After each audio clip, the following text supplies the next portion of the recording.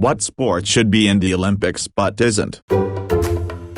Squash, without a doubt, an extremely popular worldwide sport, popular with both men and women. The top 50 players for both men and women come from almost every region in the world, definitely Egypt heavy, but top players come from Peru, Colombia, France, England, Scotland, Wales, Australia, Hong Kong, Malaysia, India, Pakistan, New Zealand, Mexico, Canada, the US, and multiple other countries. Fast-paced and easy to televise. Okay, trading 20 rails in a row might not be that interesting to the new viewer, but how exciting is a 1500 swim or a two-person row? Skill and experience can match up well with youth and energy, so an older squash player could still beat a younger inexperienced one.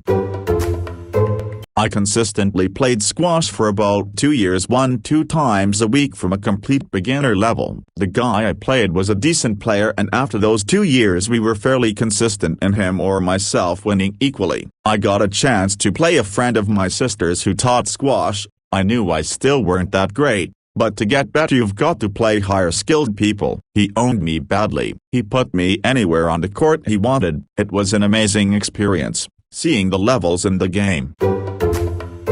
As a Malaysian, I've always been so frustrated that squash isn't an Olympic sport because we had one of the all-time greatest squash player in Nicol David. She was like the Serena Williams of squash. Our athletes have struggled to win gold at the Olympics despite having great talents in sports like badminton, diving and cycling, and I believe it is partly due to the pressure of winning the first gold medal. If squash was included back when Nicol was playing, I believe we would easily have had a few golds by now.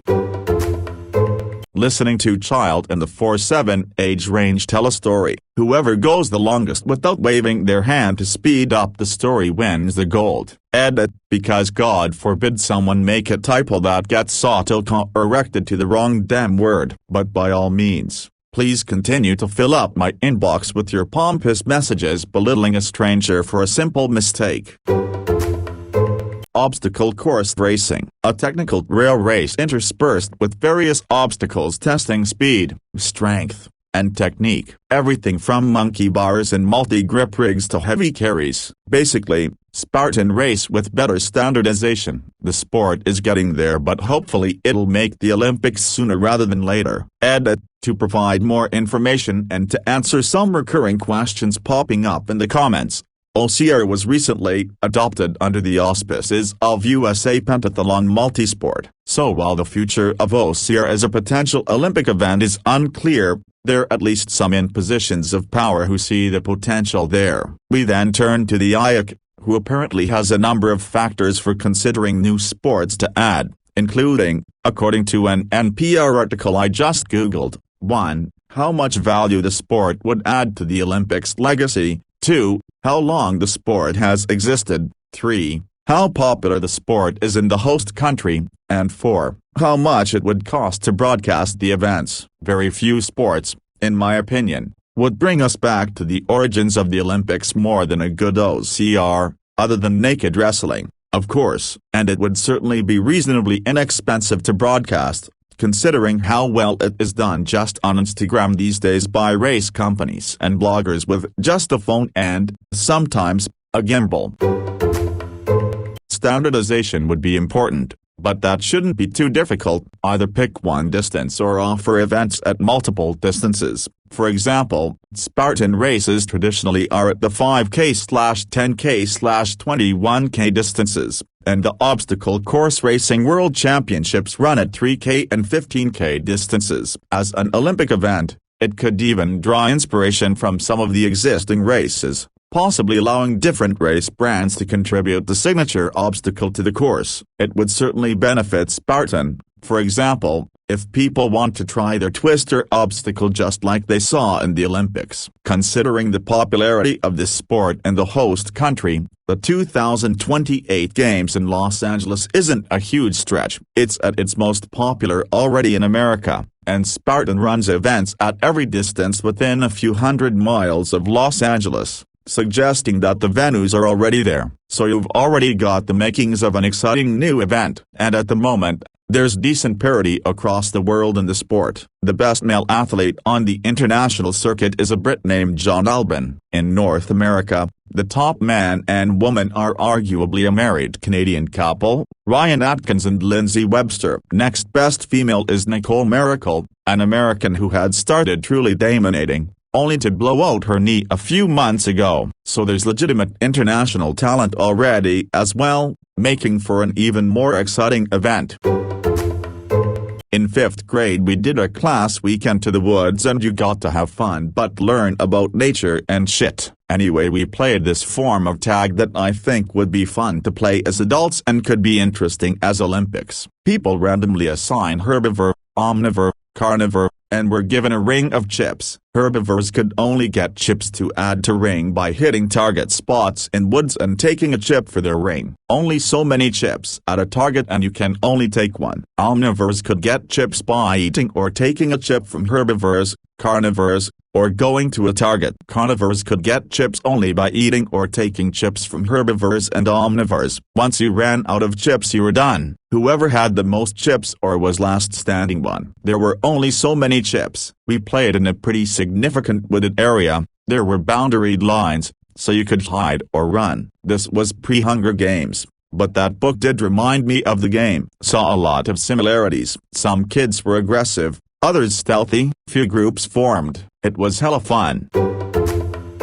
This made me think of this. As conceived in 1632 by Portuguese printing press operator André Filipe, boxing was a gentleman's game, in which two men would square off and regale each other with stories monotonous for days on end, until one of them fell to the ground from boredom or exhaustion. Over the next few years the new sport developed a respectable following of a few hundred local socialites. Ironically, it was Felipe's son, André Filipe, who developed what he called the punching strategy. In 1637, after seeing a schoolboy strike another in anger, causing him to fall down, when André Filipe challenged the then champion, British expatriate Sleepless Bill Bishop, to a match. Bishop was the odds-on favorite. You can imagine his surprise when, while he was describing what he had had for breakfast that morning, André walked up and thumped him in the neck, sending him down for the count. In the parlance of our time, while it was universally agreed that the boy had violated the spirit of the game, officials were unable to find any actual rule that punching violated, and were forced to let the victory stand. This upset caused an uproar in the boxing community large enough to spill over into local newspapers, which drew the interest of many outsiders to come see what all the fuss was about. The newcomers were enthralled to engage in these borderline barbaric displays of human strength and skill, and the rest is history. After a few spoil sport schoolmarms single-minded about safety added the padded gloves, of course. Today's boxing enthusiasts fantasize about a newcomer that would rock the ring the way Filipe did. Calcification of the modern rule set has essentially locked the punching strategy into place, but it's easy to get caught up in the fantasy. Young scholars with big dreams often enter the ring with their crazy new trick, usually a variant of hypnosis, and though they've achieved the occasional victory, none of the gimmicks have been robust enough to make it to the big time. The real wonder, though, is that André Filipe's original vision of boxing is still around. Gentlemen's boxing clubs can be found in cities all over the world. You can visit one most any day of the week and see two erudite gentlemen exchanging pleasantries in the ring. Most people only come to watch a few hours of a match and then leave, but every once in a while you'll find amongst your elders a stout fellow, a die-hard fan, who perhaps witnessed that historic battle between Filipe and Bishop, who for love of the sport must stay to witness the last glorious seconds of wakefulness slip away, only to return to fight again another day.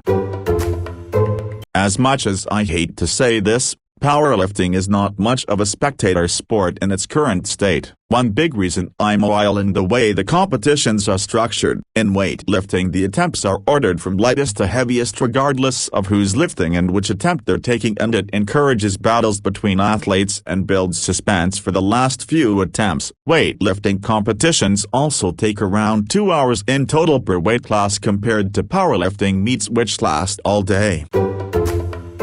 The problem becomes making the massive event even bigger. It's not just adding a sport ... For each event you add, you have to add in athletes ... 50 or more just for individual sports, plus coaches and support staff. You have to feed and house those people. You have to find an event venue and you have to secure that venue. You have to get staff for that venue. Scoring systems established, translators, Olympic branding ... Just a small event is still a massive undertaking on an Olympic scale. You can't just run down to the ultimate frisbee course at the local college and have a match. And on top of all that, you have to raise the funds to bribe the I to get them to allow the event.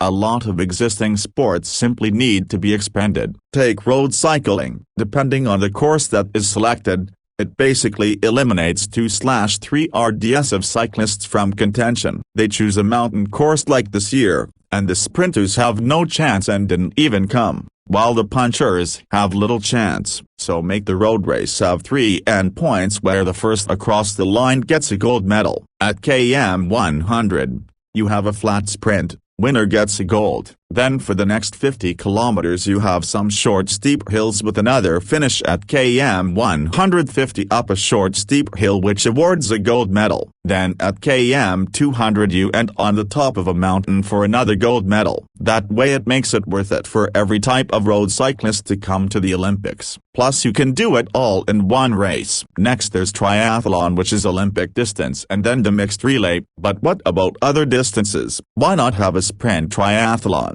half Ironman, and Ironman distances? Swimming has 8,000 different distances, but then some sports only get one event. Doesn't make sense. And for running, 5 kilometers and 10 kilometers should be cross-country events. Running those distances around a track is mind-numbing.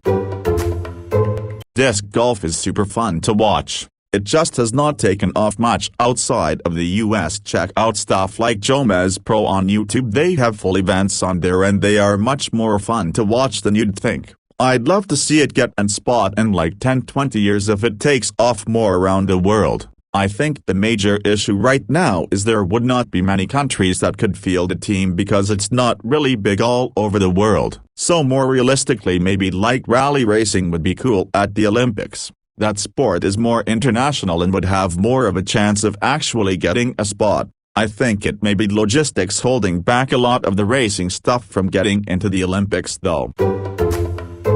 Every Olympic sport should include one random average Joe person in it, just for comparison, so we can see how much better the actual Olympians are. The average Joe will be picked at random from the spectators, with a few caveat requirements to be eligible. 1. Must have never played this sport at a competitive level. For example, people who are watching that sport because they used to play will not be eligible. 2. Must be physically healthy enough to compete without serious risk of death, injury. For example, not throwing a morbidly obese person into the 100 meters hurdles. 3. For more dangerous sports, must have a basic skill level for safety. For example, for swimming sports, average Joe must at least be able to swim. For equestrian sports, average Joe must know the basics of safety around horses and at least the basics of how to handle a horse. Acrobatic gymnastics. I used to be one. Just quit over the summer cause the season ended. I'm not sure why it's not in the Olympics since some skills we perform are very similar to that of artistic gymnastics. Double back tucks, pikes or full, twisting layouts off skills. I guess tumbling wise it's a bit weaker. Most passes only require 3 elements like a round off, handspring, and a flip of some sort. There's still really big international competitions, but it'd be cool to see it get some recognition because from what I hear people only know about artistic and rhythmic.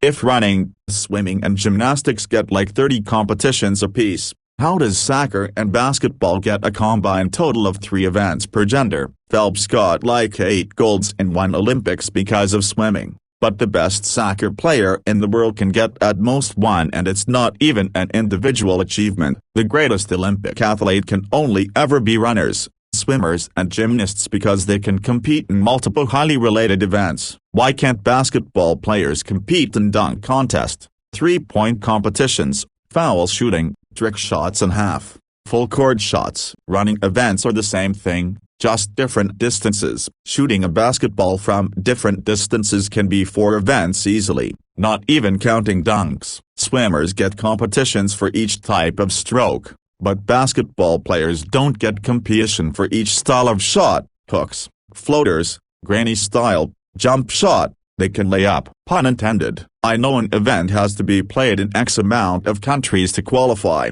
but any country with regular basketball literally has all these events as well. Baton whirling. While very similar to rhythmic gymnastics with the hoops/sticks/ribbons as far as body work, it also involves tremendously more handling skills. There are elite whirlers these days that individually use up to 4 and 5 batons at once with all the same dance and acrobatic skills as gymnasts, not to mention whirling fire. I hope to one day see baton whirling in the Olympics for team and individual events. Tag. At the end of the Olympics, every player draws random numbers and a certain number are it. The rest have to use whatever tricks their chosen sports entail them to avoid being tagged. The field is the hosting city and its surrounding area. The catch is you can't get in a vehicle or leave town unless it's an emergency. You also can't disguise yourself either. Every 30 minutes your location is made public to the IT players, so you can't go hiding in a mall bathroom stall until it's all over. I think in a sport in the pentathlon style would be great. I wish this already existed in the esport realm. A team of 5 players must compete across multiple established esport games with the same players. 5v5 CS, then Dota, LoL, then Overwatch 2. Figure out a format for Rocket League and StarCraft, probably a series of mini tournaments of 3v3, 2v2, and 1v1 with the teams deciding how to allocate players in each format. As games die off or new games come into existence they could change them around. Figure out a fair scoring format for each game and whoever has the most points at the end gets 1 Street/2 and D/3 RD. Pole dancing. Don't think it's all about sexy. Sexy is only one out of the 3 types of pole competitions: exotic, the athletic, regular, competition type, as well as the artistic. If gymnastics has both reg and rhythmic in the Olympics, pole should have both reg and artistic. They're pretty equivalent. After all, pole is pretty much just another gymnastic division. It fits right in with balance beam, bars, etc. The only difference with pole is that it has an unfair history of being sexualized. Dating applications will be fierce on confidence and certainty. In the event that you have no matches or terrible outcomes that are not on the grounds that you're revolting or a major issue with your life, a dating application is very shallow and individuals will put together their choices essentially with respect to looks, no character, correspondence, or authority. Nothing. You should be a supermodel. On the off chance that not, it's very the primary motivation behind why you're not getting any matches. Although I'd like to watch American football without helmets or pads. God, I hate all this pads versus no pad stick measuring between football and rugby. The games are fundamentally different. The stoppages in football allow everyone to pause and get into position, then accelerate to maximum speed before each impact. This is far different than rugby where very broadly speaking a large herd of people travel up and down the field together. And if you know anything at all about the NFL you're well aware that the players are barely able to complete the 16-game season as is. That isn't because they aren't tough enough. That's because parts of the human body regularly tear and fracture. It doesn't matter how tough you are when your ACL is in 2. I have quite a lot. Here's a couple. If chess is already in the Olympics but it should gaming like video games, any form of gambling but obviously no real money so it's friendly but you win the game by winning the most and complimenting contest, and it will be like a rap battle. Speaking of which, rap battles but nothing too harsh and the judges will judge based on speed and how harsh it is. Like it can be harsh which is good but if it's too harsh you lose let's say points. If you're familiar with freestyle, folk style looks almost identical on the feet. Once there is a takedown, the bottom guy is constantly working for either an escape or a reversal while the top guy is not only trying to get a pin, near fall points but has to do everything to hold him down. They do not get reset in neutral position. Top guy cannot lock hands because that makes holding the guy down way easier, I guess. Gut wrench/leg laces aren't used because to get back points their shoulders have to be near touching for a 2+ count, counted by the ref. In America, preschool all the way up through college, folk style is a traditional school sport while less common than basketball, football, but I'd guess plus 85% of schools have a wrestling program. Greco and freestyle are more elite and basically are sought out outside of the traditional means. School. I respect the other styles, but when I first saw freestyle I thought it only looks like real wrestling in neutral position because the bottom guy isn't doing any offense. My argument for why it's real is, imagine you have to wrestle the bad guy until the cops come. It's going to look like a folk style match once you have him on the ground. He is trying to get away and you're trying to keep him down. Yeah, it's silly, but there you have it.